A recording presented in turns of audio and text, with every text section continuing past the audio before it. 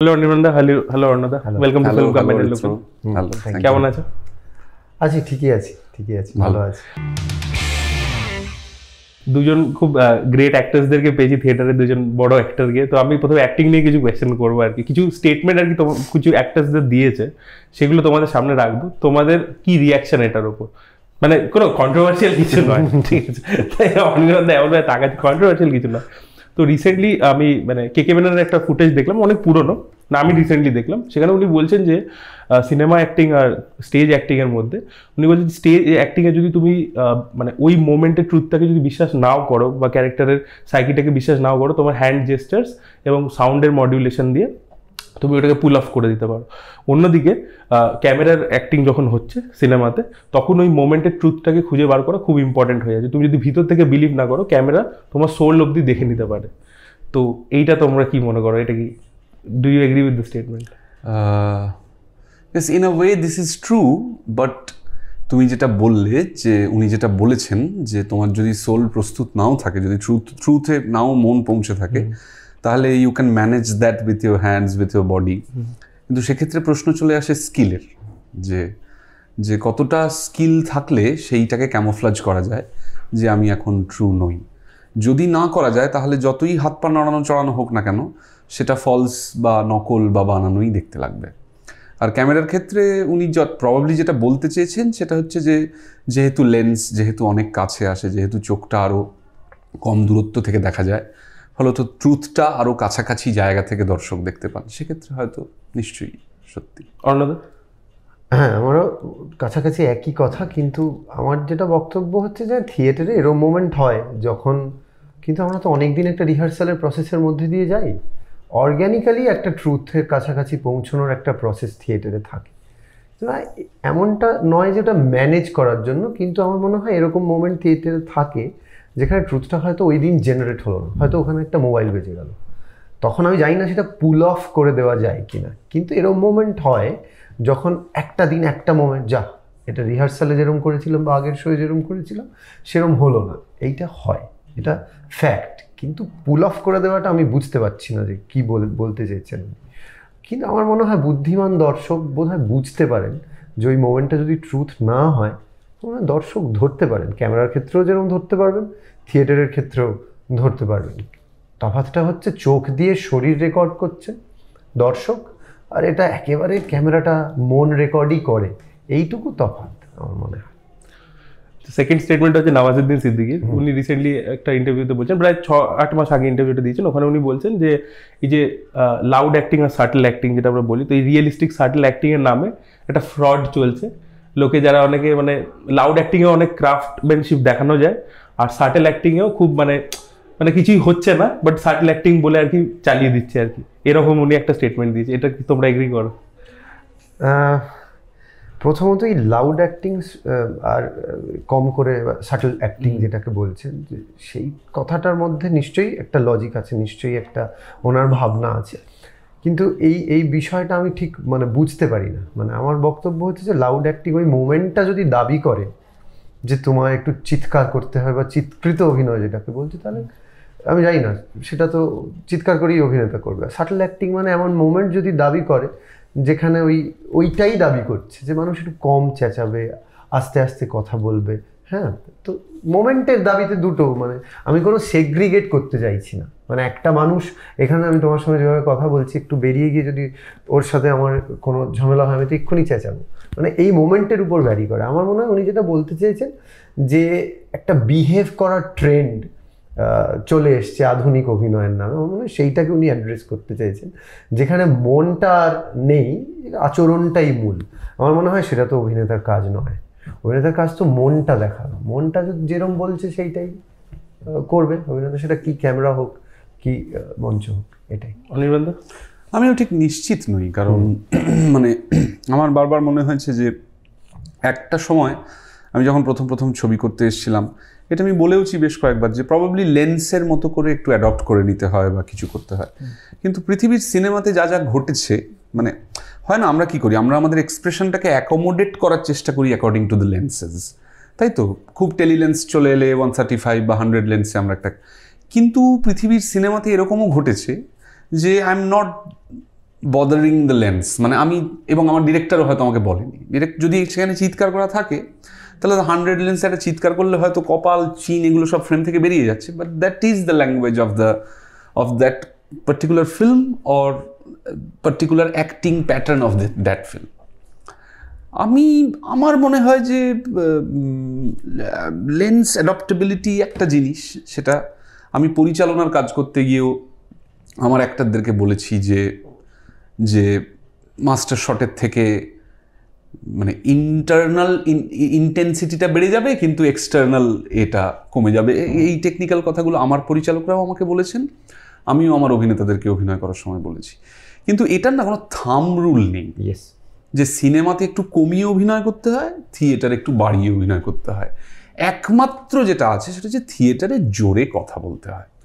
আমরা যদি খুব বিদেশের মতো ইন্টারন্যাশনাল স্ট্যান্ডার্ডের একটা দুটো অডিটোরিয়াম আমাদের কলকাতা শহরে পেতাম, তাহলে হয়তো আমরা, যেমন আমি নিজে ব্যাঙ্গালোরের রংশঙ্করা বলে একটা অডিটোরিয়াম আছে, সেখানে অভিনয় করেছি। মানে এক্সট্রিমলি হাই এন্ড অডিটোরিয়াম, মানে স্টেজে দাঁড়িয়ে ফিসফিস করে কথা বললেও শেষ পর্যন্ত শোনা যায়। যদি আমাদের কলকাতা শহরে হতো তাহলে আমাদের থিয়েটারেও চেঁচাতে হতো না। কিন্তু আমাদের কলকাতা শহরের সব রকমের হলের, ইনক্লুডিং একাডেমি অফ ফাইন আর্টসের অ্যাকোস্টিকের যে অবস্থা, তাতে গত 3-4 বছর আমাদের প্রত্যেককে চেঁচিয়ে কথা বলতে হয়েছে। সিনেমাতে শুধু সেটা হয় না, apart from that voice projection, এটা ছাড়া কিন্তু আমার কোনো থাম রুল আছে বলে মনে হয় না। হ্যাঁ, কারণ এরকম কোনো মানুষ মানে সিনেমা অনুযায়ী তো মানুষ হয় না, মানুষ অনুযায়ী সিনেমা হয়। আজকে এরকম যদি কোনো মানুষ, তার যদি অনেক হাত পা নড়ে, সে যদি অদ্ভুত করতে থাকে বা অমুক্তসুখ করতে থাকে, তাহলে সেটা সেই রকম করেই তো তাকে লেন্সিং করতে হবে বা লেন্সে ধরতে হবে।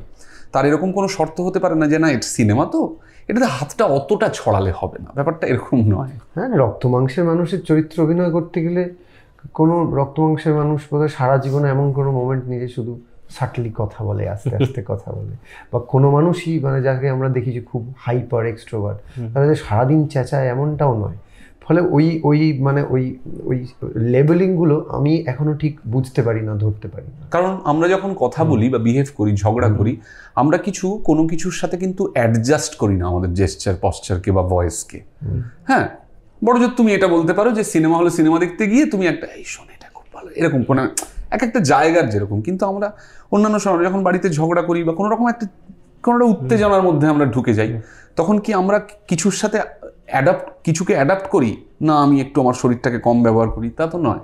Which is a true life. So আমরা যদি ক্যামেরার সামনে ট্রুথ বের করতে চাই, তাহলে সেইটাই করা উচিত বলে আমার মনে হয়। আর লাস্ট স্টেটমেন্টটা হচ্ছে বিজয় রাজ যিনি, উনিও এনএসডি থেকে করেছেন, নওয়াজুদ্দিনেরই ব্যাচমেট। তো উনি বলছেন যে অ্যাক্টিংটা আসলে হিউম্যান ইনস্টিংক্ট, মানুষ জন্মানোর পর থেকে তার মধ্যে একটা রয়েছে, একটা যে সেটাকে ট্যাপ করে বার করতে হয় এবং তার মধ্যে আছে, কারণ আমরা রিয়েল লাইফে অ্যাক্টিং করছি। এটা নিয়ে তোমাদের কি বক্তব্য? নাকি এটা কি পুরোটাই মানে পড়াশোনার মাধ্যমে অ্যাচিভ করতে হয়, নাকি সত্যি আমাদের মধ্যে ইনস্টিংক্টটা আছে?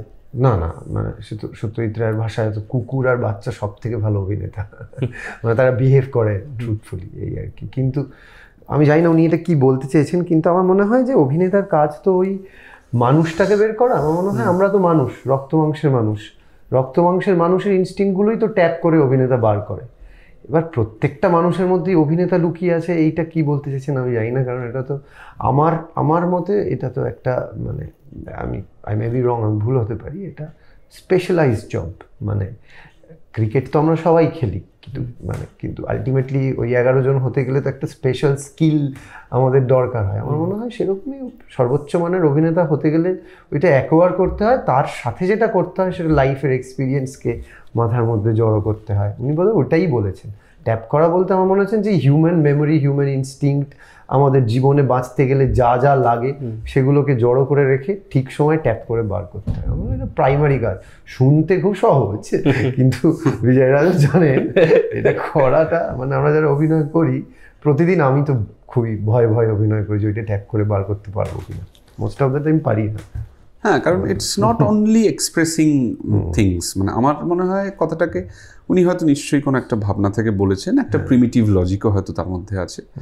আমি জিনিসটাকে এইভাবে দেখতে পারি যে হ্যাঁ, অভিনয় সকলেরই, হয়তো অভিনয় জিনিসটা সকলের মধ্যেই আছে, কিন্তু সকলেই পেশাদার অভিনেতা নন। ঠিক। কারণ পেশাদার অভিনয়ের যেরকম ক্রিকেটের কথা বললো অর্ণদা, পেশাদার অভিনয়ের কিছু যুক্তি আছে, কিছু পার্টিকুলার ডিউটি আছে, কিছু দায় আছে, হ্যাঁ, কিছু রেসপন্সিবিলিটিস আছে। সো আমার মনে হয় যে প্রত্যেকের মধ্যে বাই বার্থ একটা অ্যাবিলিটি অফ অ্যাক্টিং আছে বলেই যে সবাইকে অভিনেতা বলা যাবে তা হয়তো নয়। তিনি সেই বাই বার্থ অ্যাবিলিটিগুলো নিয়ে ঘষা মাজা করে যদি পেশাদার অভিনয় হয়ে ওঠেন তাহলে তো ডেফিনেটলি অভিনেতা বলা যাবে। এবার আমরা অথৈতে আসি। তো অর্ণদা, তুমি এটা তো অ্যাডাপ্ট করেছিলে, আমি নাটকটা দেখি, স্টেজটা দেখিনি।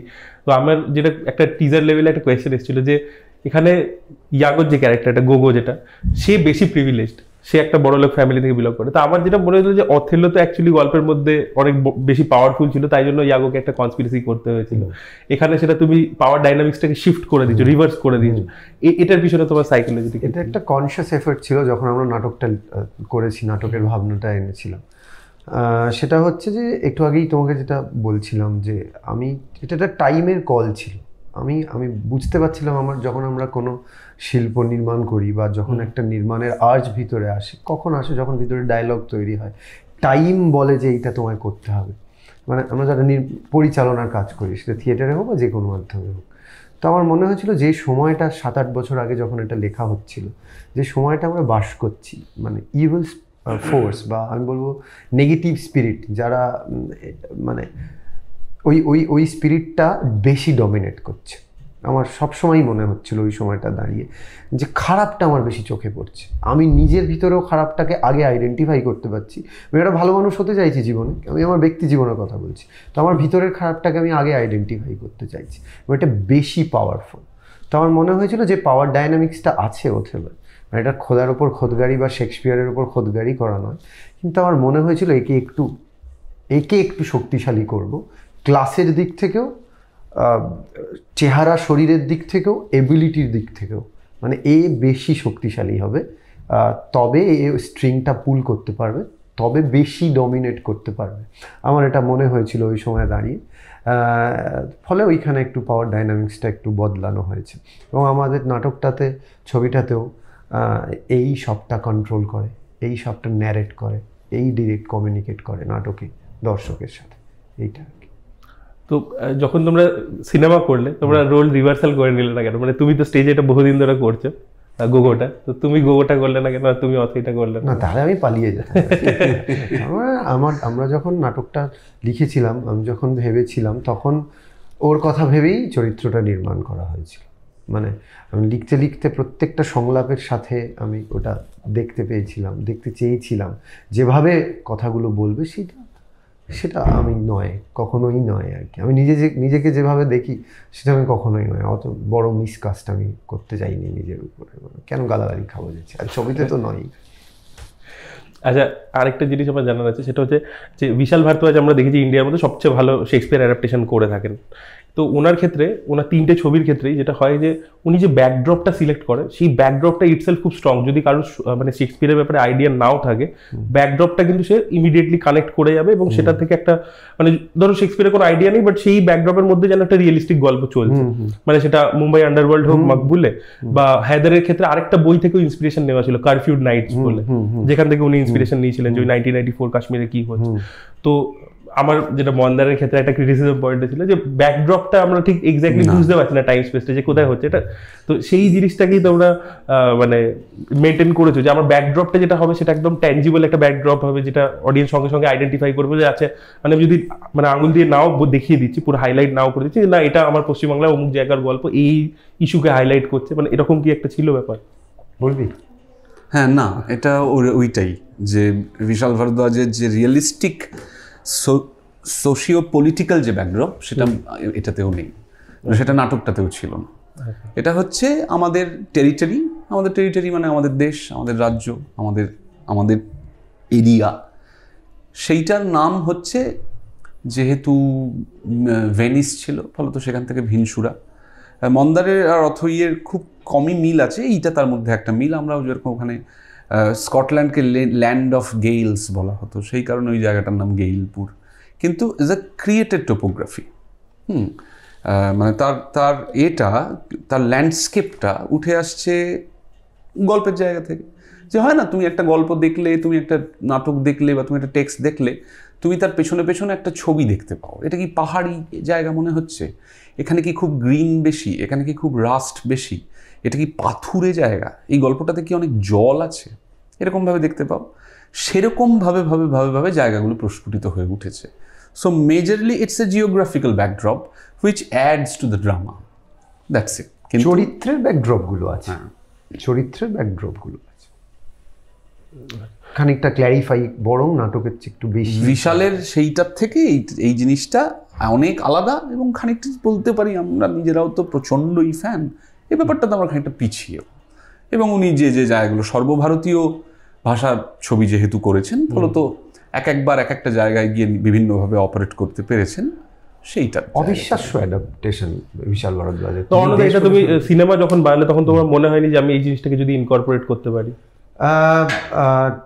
না, অ্যাজ সাচ আমার কোনো এখানে কোনো কনশাস এফর্ট পুশ করিনি আমি, যে লোকগুলোর অকুপেশন কি সেইটা সংলাপের মধ্যে দিয়ে বলা আছে, লোকগুলো কীভাবে বেড়ে উঠেছে ভিজুয়ালের মধ্যে দিয়ে একটা ব্যাকড্রপ তৈরি করা হয়েছে, কিন্তু আলাদা করে এটা খুব ভেবে লিখেছি এমন নয়। মানে লেখাটা তো খুবই অর্গ্যানিক একটা জিনিস, মানে আমি ব্যক্তি হিসেবে কীভাবে সময়কে দেখছি, আমি কীভাবে বেড়ে উঠেছি, আমি কী কী জিনিস দেখেছি, আমার আশপাশটা কীভাবে দেখেছি, সেখান থেকেই তো লেখা আসে, সেইভাবেই লেখা এসছে। সেইটাকে আলাদা করে এটা পুশ করবো, ওটা তৈরি করবো, এইভাবে করিনি। মানে আমি এভাবে থিয়েটারের কাজও কখনো করিনি, সিনেমার কাজও একটু আমার যা স্কিল, আমার যা মেধা, আমার যা বোধ, তার উপরেই নিজেকে খানিকটা ছেড়ে দিই আর কি, ওই আগলটা খুলে রাখি। এই মানে কিছু বিশ্বাসই করি, কারণ এটা তো কম্পিটিটিভ জিনিস নয়, আমার যতটুকু সাধ্য মেধা ততটাই হবে কাজটা, এটা ভেবে রেখেছি।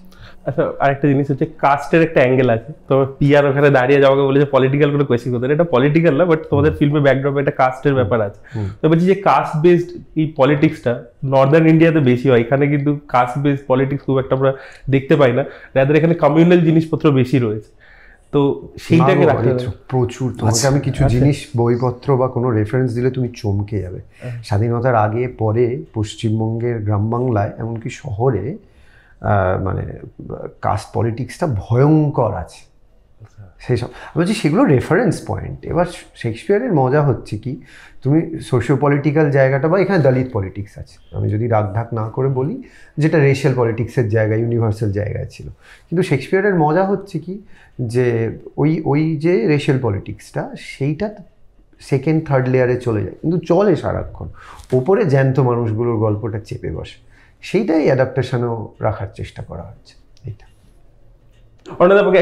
তোমরা দুজন এটা বলে যে ধরো একটা সিন, এটা আমি অনির্বাণ দাকে বল্লভপুরের সময় জিজ্ঞেস করেছিলাম যে স্টেজ থেকে যখন ফিল্মে অ্যাডাপ্টেড হচ্ছে তখন মানে কি কি চেঞ্জেস করছে, একটা সিন নিয়ে যদি ছোট এক্সাম্পল দিতে পারো যে কিভাবে আর কি, মানে সেটা স্টেজে কিরকম ছিল, স্ক্রিনে, মানে ছোট, যদি কিছু স্পয়লার না হয়, মানে সেরকম গুরুত্বপূর্ণ সিন নয়, মানে যদি একটা বলো যে কিরকম ভাবে কি কি চেঞ্জেস করা হচ্ছে, টুইকিংস করা হচ্ছে, বা যেটা তোমরা তো খুব প্রচন্ড সিনেম্যাটিক করো জিনিসটাকে, সেটা কিভাবে?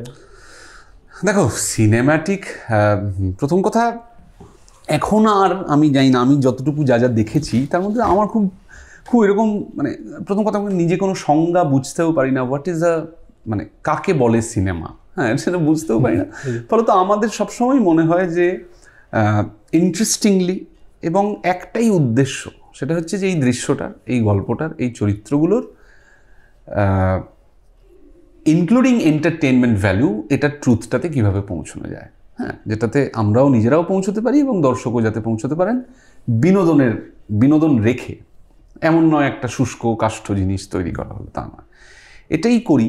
সেই জায়গা থেকে যেটা হয়, প্রাইমারিলি আমরা একটু আগেই যে কথাটা বলছিলাম যে স্টেজে লোকেলটা নেই, স্টেজে একটা, আগের দিনই অর্ণদা বলছিল যে একটা সাজেস্টিভ রিয়েলিটি, মানে ধরো একটা লোহার গাছ থাকে অথইতে, আয়রন মেড একটা গাছ, তার কাণ্ডটাও লোহার, একটা লোহার নেটিং করে পাতাগুলো পর্যন্ত মেটালের, সেটা একটা ভীষণ interesting incorporation of iron in that play as set. এবারে আমরা যখন সিনেমাটা করতে এলাম তখন ডেফিনেটলি আমাদের এই লোকেলটা খুঁজে পেতে হলো, কারণ আমরা তো স্টেজ থেকে বেরিয়ে গেলাম, আমরা তো একজনের বাড়িতে ঢুকে গেলাম, আমরা তো একটা খালি মাঠে চলে গেলাম, আমরা একটা জলের ধারে একটা পাথুরে এলাকায় চলে গেলাম। সো আমার মনে হয় যারা অনেকেই তো দেখেছেন মঞ্চে, আমার মানে সব থেকে বেশি সারপ্রাইজড ঠিক বলবো না, সব থেকে বেশি নতুন লাগবে, ওকে তাহলে ভিনসুরা এই লোকেলটা হচ্ছে এরকম। সো লোকেলটা প্রথম। আর যেটা হয় সেটা হচ্ছে কীভাবে বলি যে নাটকে একদম শুরুতে একটা সিন আছে যে বাইরে থেকে দুজন লোক এসছে, দে আর ভেরি ইম্পর্টেন্ট পিপল, তারা গ্রামে এসছে। তো আমি স্টেজে বলি যে যে আপনারা চলে আসুন, কিন্তু 1 সেকেন্ড, অত বড় গাড়িটা ওই ছোট রাস্তা দিয়ে ঢুকবে না, আপনাদেরকে একটু, আচ্ছা আপনারা একটু ওয়েট করুন, আমি অ্যারেঞ্জ করছি বলে আমি আমার একজন সঙ্গীকে বাইক নিয়ে ওদেরকে আনতে পাঠাই। এবার তারপরেই দেখা যায় যে স্টেজে ওই দুজন লোক এসে ঢুকলেন। এবার সিনেমাতে যেটা হয় সেটা হচ্ছে সিনেমাতে বাইক নিয়ে এই লোকটা কোথায় গেল সেই দৃশ্যটা দেখানো হয়, এবং সেখানে দেখানো হয় যে একটা বিরাট বড় গাড়ি দাঁড়িয়ে আছে এবং সেই গাড়িটা সত্যিই গ্রামের রাস্তায় ঢুকবে না। এইটাই ধরো কাইন্ড অফ যেটা আমরা থিয়েটারে করি না, রাদার করার প্রয়োজনও হয় না এবং করতে পারিও না, কিন্তু সেটা সিনেমাতে আমরা নিয়ে আসি। আমরা ওই গাড়িটার চরিত্রটা দিয়ে গল্পটা খানিকটা এগিয়ে যায়, চরিত্রগুলো খানিকটা এগিয়ে যায়। আমরা যেটা শুধু বড় গাড়ি বলি, যখনই সেই বড় গাড়িটা ক্যামেরায় দেখি, ছবিতে দেখি, তখন জিনিসটা আরও এগিয়ে যায়। ক্লাসের গল্প যেখানে বলা হচ্ছে, তখন একটা বড় গাড়ি সেই ক্লাসটাকে আরও এনহ্যান্স করে। আমি ক্যামেরা ওয়ার্ক নিয়ে খুব শুনছিলাম যে অন শট নাকি লাইটিং চেঞ্জেস আছে, তারপর নাকি সেকেন্ড ডাইমেনশনে ক্যামেরা মুভ করছে, এরকম নাকি তোমরা ক্যামেরা নিয়ে প্রচুর এক্সপেরিমেন্ট করেছো। তো সৌমিক দার সাথে অনির্বাণ দার তো দারুণ জেলিং, মানে অসাধারণ কিছু ভিজুয়ালস দুজন মিলে তৈরি করেছে। তুমি কাজ করলে এই মানে ট্রায়োটা, মানে এই ডুয়োটার সাথে যুক্ত হলে কেমন ছিল এক্সপিরিয়েন্সটা এবং কি কি করলে? আমার কাছে লার্নিং কার্ভ ছিল সৌমিক দার সঙ্গে অভিনয় করা। আর প্রথমেই বলি, এটা আমি পরিচালনা করেছি, আমি আগে ভিজুয়ালগুলো দেখেছি, লিখেছি। তো আলটিমেটলি প্রথম থেকেই ও অনবোর্ড এসছে এবং তারপরে গোটা টিমটা যেভাবে ইনভলভ হয়েছে, গোটা টিমটা যেভাবে কন্ট্রিবিউট করেছে, মানে ক্রিয়েটিভ কন্ট্রিবিউশন, ফিজিক্যাল কন্ট্রিবিউশন, সেইটা মানে আমি তো মানে প্রথম পরিচালনাতে এটা পাওয়া আমার কাছে বিরাট ভাগ্যের। আর আগের দিন বড় পাওয়া। আর আগে যেটা নিয়ে বলছিলাম যে সৌমিকদা শর্ট টেকিং, সৌমিকদার আইডিয়া যখন এক্সচেঞ্জ হয়েছে, তখন আমার কাছে তো পুরোটাই শেখার মতো। এটা আমার প্রথম ছবি, আমার কোনো প্রথাগত শিক্ষা নেই, নিজে ওই বই পড়ে টিউটোরিয়াল দেখে নিজে শেখা। ওর সাথে থেকে ও অনেকটা এক্সপিরিয়েন্সড, অনেক দিন ছবিতে অভিনয় করছে, শুধু নয় 2টো কাজ করেছে। ফলে এটা আমার কাছে পুরোটাই লার্নিং কার্ভ, এই জার্নিটা মনে রেখে দেওয়ার মতো। এটা শুধু যে একটা ছবি অথই পরিচালনা করলাম এমনটা নয়, এটা আগামী দিনেও কাজে লাগবে। বিশেষ করে সৌমিকদার কথা বলবো, আমাদের যে শিল্প নির্দেশক সুব্রত বারিক, তিনিও যেভাবে পুরো জিনিসটা দেখেছেন, হ্যান্ডেল করেছেন। অনেক সময় তার সঙ্গে আমার খানিকটা তর্কও হয়েছে, আবার কখনো কখনো সেই তর্কে আমি মনে করেছি যে আচ্ছা উনিই বোধহয় ঠিক বলছেন। আলটিমেটলি ও সবেতেই ছিল, গোড়া থেকে শেষ পর্যন্ত, এখনও ছবিটার সঙ্গে আছে। তাও এই পুরোটা মিলে এটা দারুণ জার্নি আমার। আর তোমাদের মানে ক্রিয়েটিভ ডিরেক্টর, ক্যামেরার প্রচুর ইন্টারেস্টিং শটস আছে, কায়দাবাজি যেটাকে সাদা বাংলায় বলে, সেসব আছে। আর তোমাদের কনফ্লিক্ট লাগেনি কোনো পার্টিকুলার বিষয় নিয়ে? তো তখন মানে সেম পেজে এলে কি করে নাকি মানে ঝামেলা করে আলোচনা করে? মানে এরকম হয়নি যে কোনো ধরো একটা পার্টিকুলার বিষয় যে না আমার কিছুতেই ম্যাচ করছে না দুজনে? হয়নি এরকম। সেটা কি কলেজে সিনিয়র জুনিয়র বলে? না, একেবারেই নয়। মানে আমার যেটা আছে, মানে আমি যেটা বিশ্বাস করে এসেছি, আমি চিরকালই বিশ্বাস করে এসেছি যে থিয়েটারের ক্ষেত্র যেটা কোলাবোরেটিভ আর্ট ফর্ম। আর ছবি করতে এসে স্থির সিদ্ধান্ত হয়েছে যে আমি যে কাজ করব বলে এসেছি, সেটা মানে সেটার মধ্যে কোনো ওনারশিপ রাইট থাকলে গোলমাল হয়ে যাবে। আমার কাজ, আমি কল নেব, সবই করব, ভাববো, আমি আগে দেখবো, সেটাও ঠিক আছে, কিন্তু আলটিমেটলি অন্যকে, পাশের ক্রিয়েটিভ লোকটাকে প্রাধান্য দিতে হবে। এটা আমার জীবনের এক্সপিরিয়েন্স থেকে শিখেছি এবং আলটিমেটলি ওটা ভালো হবে। আমি করছি, আমি লিখছি, আমি ভাবছি, আমার মাথাটাই সব চারটে মাথা এলে কাজটা এনহ্যান্স হয়। আর ওর ক্ষেত্রে আমার একটা ক্রিয়েটিভ ডিপেন্ডেন্স ওই ক্ষেত্রে কাজ করেছিল। মানে আমি ক্রিয়েটিভলি অনেক ক্ষেত্রেই বলেছি, দেখ তো এটা আমি একটু মনে হচ্ছে আমার একটু নিজের সিদ্ধান্তটা ভালনারেবল লাগছে, নিজেকেই দেখ তো। সেখানে তো মত পার্থক্য হয়েছে, মত বিরোধ হয়েছে, মতানৈক্য হয়েছে, কিন্তু আলটিমেটলি খুব অর্গ্যানিক পদ্ধতিই আমরা একই পাতায় এসেছি। এটা মানে ফ্লোরে কোনো ডিসপিউট নিয়ে যায়নি। Discussion is a solution of everything. যে আমি আমার পয়েন্ট বলছি, আমার কেন মনে হচ্ছে এটা হওয়া উচিত, অর্ণদার পয়েন্ট বলছে কখনো, এবং রিভিজিটও করছি আমি অর্ণদার পয়েন্টকে। প্রত্যেকবার যে তক্ষুনি সলিউশনটা বেরিয়ে গেছে তা নয়। আমি অর্ণদার কথাটা ভেবেছি, পরে এরকম হয়েছে যে অর্ণদা একটা জিনিস বাতিল করে দিয়েছিল, আমি পরে নিয়ে গিয়ে সেখানে বলেছি তো এইটা বাতিল করাটা ঠিক হয়নি। তো অর্ণদা বলছে ওকে ঠিক আছে, তাহলে ওটাকে আবার আনা যাক। হ্যাঁ, স্ক্রিপ্টিংয়ের লেভেল থেকে বলছি, তারপর তো তার শর্ট ডিভিশন আদার্স যা কিছু আছে। তোমরা মানে তোমরাই পুরো মানে প্রজেক্টের পিছনে রয়েছো, বিহাইন্ড দ্য ক্যামেরা এতগুলো ডিপার্টমেন্ট সামলাচ্ছ, সেখানে তোমরা দুটো লিড ক্যারেক্টারও মানে অভিনয় করছো, সেটারও তো একটা চ্যালেঞ্জ থাকে। তো ওইটা কিভাবে মানে ম্যানেজ? এইটা প্রবাবলি একবারই করা যায়, আর কোনোদিন। এটা এটা খুব লেবোরিয়াস একটা জার্নি, কিন্তু আমার সবসময় যেটা মনে হয় সেটা হচ্ছে যে আমার ভালোই লাগে, কারণ আমি তো জানি যে আমরা তো খুব যে বেশি অনেক শুটিং করি তা তো নয়, ধরো বছরে 50 ম্যাক্সিমাম 70-80 দিন হয়তো আমাদের এখন নাম্বার অফ ডেজ শুটিংয়ে যেখানে এসে দাঁড়িয়েছে। কিন্তু এই কটা দিন যদি শরীরের সমস্তটুকু সবটুকু দিয়ে করি, তারপরে যেটা তৈরি হবে সেটা যদি সত্যি গ্রহণযোগ্য হয়, সেটা যদি সত্যি একটু বলার মতো হয়, একটা ভালো কাজের কাছাকাছি পৌঁছয়, তাহলে তার সেই ক্ষীরটা তো আমি আমার সারা the rest of my life আমি এনজয় করতে পারবো। ফলত যখন আমার খুবই ক্লান্ত লাগে, যখন আমার মনে হয় যে আর আমার পাচ্ছে না পাটা, তখন আমি এই মোমেন্টটা ভাবার চেষ্টা করি যে আমার এখন মনে হচ্ছে আমার 16 ঘন্টা পর টায়ার্ড লাগছে, কিন্তু কালকেই যখন শুটিংটা শেষ হয়ে যাওয়ার পর 3 দিন রেস্ট নিয়েই আমার শরীরটা চনমনে হয়ে যাবে, তখন আমার আফসোস হবে যে কেন সেদিন শরীরটা কেন ছেড়ে দিল, শরীরটা কেন মনটাকে নরম করে ফেললাম, কেন ভাবলাম এটা না হলেও হবে। ফলত সেইটা আমার মন্দার থেকেই শিক্ষা। রাদার আমার আশেপাশে যারা কাজ করেছিলেন মন্দারে, আমার যাদের কাছ থেকে আমার কাজ শেখা, পিপল লাইক সৌমিক হালদার, সুব্রত বারিক, আদার্স লোক, তাদের কাছে আমার এটাই শেখা যে কখনো ক্রিয়েটিভ ফিল্ডে ওইটুকু সময় লড়ে দিতে হবে। আর আমরা যেভাবে ছবি করি, you have to accept that infrastructure, এবং এটা নিয়ে অভিযোগ করে লাভ নেই, তোমাকে ফাইট করে যেতে হবে। সো কিন্তু সত্যি এটা খুব, কারণ আমি অর্ণদা হোটেল থেকে বেরোতাম আর শুটিং শেষ হলে হোটেলে ফিরতাম, এর মধ্যিখানে আমরা কখনো রেস্ট নিতে পারতাম না, অ্যাপার্ট ফ্রম লাঞ্চ ব্রেক আর এনিথিং এলস। যা হচ্ছে, যা কিছু হচ্ছে, রাদার এরকমও খুব কম হয়েছে। অর্ণদার খুব মিনিমাম মেকআপ ছিল, আমাকে একটু মেকআপ করতে হতো, চুল টুল সেট করতে হতো, তবু গিয়ে আমি ভ্যানিটিতে 10-15 মিনিট 20 মিনিট আধ ঘন্টা মেকআপ করেছি। কিন্তু এরকমও হয়েছে যে আমরা সেটে কস্টিউম বদলে নিয়েছি, রাদার আউটডোরে কস্টিউম বদলে নিয়েছি। মানে আমি আর অর্ণদা থ্রু আউট, ইনক্লুডিং আর অ্যাসিস্ট্যান্ট টিম অরিত্র, জয়, সুমন্ত, এরা সবাই মিলিয়ে আমরা এইটা আমার জীবনের অভিজ্ঞতায় প্রথম যে একদম থ্রু আউট সবসময় আমরা মাঠে দাঁড়িয়েছি। এটা ফিজিক্যালি লেবোরিয়াস প্রাইমারিলি, তারপরে হচ্ছে এমনি এমনি তো দাঁড়িয়ে নেই, মানে ডিরেক্টর, ক্রিয়েটিভ ডিরেক্টর বলেই তো দাঁড়িয়ে নেই, ক্রমাগত তো আর ওই একটা ব্যালেন্স করতে হচ্ছে। অর্ণদা ক্যামেরার সামনে, আমি মনিটরে, আমি ক্যামেরার সামনে, অর্ণদা মনিটরে, আমি অর্ণদা দুজনে ক্যামেরার সামনে, অরিত্র মনিটরে। হ্যাঁ, কখনো সৌমিক দা ইজ টেকিং দ্য কল যে is it a good shot are not.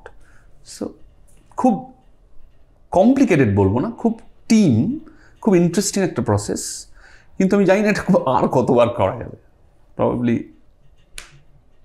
দেখা যাক সেটা কেমন। সবই যা ক্যারদানি হয়ে থাকুক না কেন, উদ্দেশ্য একটাই, ভালো ছবি দর্শককে।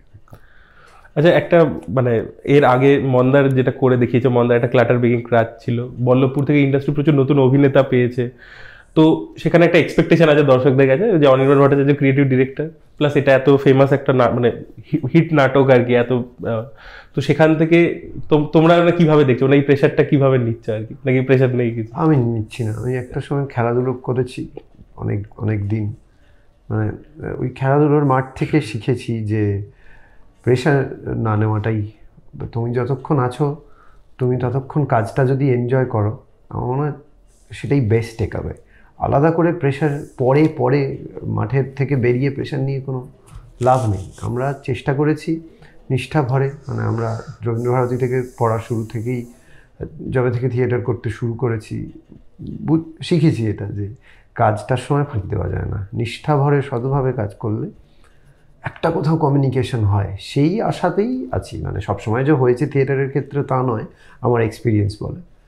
কিন্তু ওই আর কি, ছবির ক্ষেত্রে যে পরিশ্রম আমরা দুজন এবং বাকি টিম করেছে, আশা করা যায় তার একটা কোথাও একটা আউটকাম আছে, এই আশা করছি। কিন্তু সেই আশাটা কখনো প্রেশারে, আমার ক্ষেত্রে অন্তত আমি প্রচুর টেন্স, নার্ভাস এরকম নয়। অনির্বাণদা? আমি আসলে দুটো ডিরেক্ট করে, বিশেষ করে ছবি ডিরেক্ট করে, মন্দার ডিরেক্ট করে অত হয়নি, একটু প্রেশার জিনিসটা আমার মধ্যে এসে ঢুকেছে। মানে সামহাও আমি খুব, মানে বিরাট যে খুব প্যানিক করছি বা করছি, রাতের ঘুম উড়ে যাচ্ছে তা নয়। কিন্তু এই গতকালই একটা আমাদের ক্রিয়েটিভ বেরিয়েছে 10 days to go, দেখে প্রথম যেটা আমার হলো এই রে, হ্যাঁ মানে এক ধরনের একটা ও চলে এলো না বাবা, মানে হ্যাঁ এই যে একটা নগদ বিদায়ের পরীক্ষা, হ্যাঁ বাংলা ছবি হলে আসবে, সেটা মানুষজন এসে দেখবেন, আর কোনো সন্দেহই নেই যে এত পরিশ্রম করে এত করে এই কালঘাম ছুটি একটা বছর লাগে এই কাজগুলো করতে। অথইও আমরা গত বছর এপ্রিল মাসে শুরু করেছিলাম, এবছর জুন মাসে গিয়ে মুক্তি, 1 বছরের বেশি সময় ধরে।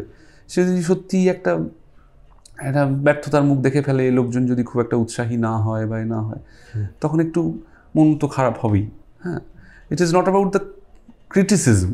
মানুষ ছবি দেখলেন, তাদের ভাল লাগলো না, দে রিজেক্ট দ্য ফিল্ম, অন্য কথা। যে আমরা একটা ঠিক জিনিস ভেবেছিলাম, বানিয়ে উঠতে পেরেছি, কিন্তু হয়তো পারিনি, দর্শকের ভার্ডিক্ট, সেটা নয়। আমি বলতে চাইছি যাওয়া, দেখা, ছবিটাকে বিচার করা, বিনোদন পাওয়া যাচ্ছে কি না, ছবিটাতে ইম্প্যাক্ট আছে কি না, সেই লোকটা যদি গোড়ার দিকে না হয় তাহলে এই মন খারাপ হয়ে যাবে, এই সব আর কি, এই সবগুলো আমার টুকটাক আছে। মানে সেটা নিয়ে আমি একদম বিরাট প্যানিক করে ফেলছি ওষুধ খাওয়া লেভেলে, তাও নয়, আবার আমি খুব কুল থাকতে পারি, তাও নয়। কারণ এটা বল্লভপুর থেকে হয়েছে, একটা নেচার অফ টেনশন, একটা নেচার অফ প্রেশার আমার মধ্যে ঢুকেছে। অনির্বাণ, আমরা তো একবার কথা বলছিলাম, তুমি বলছো যে সাকসেসটা খুব ইম্পর্টেন্ট ফিল্ম ইন্ডাস্ট্রিতে। তো তুমি যে ধরো বল্লভপুর তো বক্স অফিসেও হিট হয়েছিল, আমি খালি ক্রিটিক্যাল অ্যাক্লেমের কথা বলছি, বক্স অফিসেও হিট হয়েছিল। তো সেখানে তো একটা মানে যে তুমি যদি এটা হিট দিতে পারো, তাহলে সামনে আরো 4টে প্রজেক্টের আর কি। দেখো আমি সেইভাবে ভাবি না, কারণ সবসময় আমি তোমাকে আগের ইন্টারভিউতেও বলেছিলাম যে আমার কিন্তু এখনো পর্যন্ত সকলের আশীর্বাদে ভালোবাসা একটা স্টেডি অ্যাক্টরস কেরিয়ার আছে।